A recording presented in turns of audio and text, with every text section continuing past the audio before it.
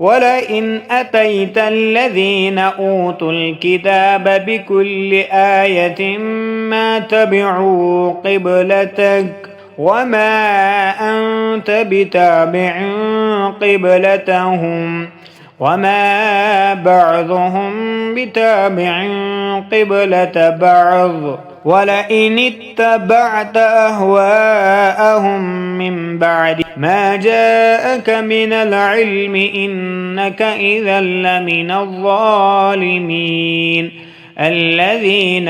آتيناهم الكتاب يعرفونه كما يعرفون أبناءهم وإن فريقا منهم ليكتمون الحق وهم يعلمون الحق من ربك فلا تكونن من الممترين ولكل وجهة هو موليها فاستبقوا الخيرات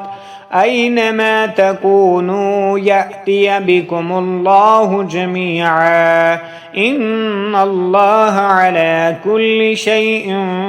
قدير ومن حيث خرجت فول وجهك شطر المسجد الحرام وإنه للحق من ربك وما الله بغافل عما تعملون ومن حيث خرجت فول وجهك شطر المسجد الحرام وحيث ما كنتم فولوا وجوهكم شطره لئلا يكون للناس عليكم حجة إلا الذين ظلموا منهم فلا تخشوهم واخشوني ولأتم نعمتي عليكم ولعلكم تهتدون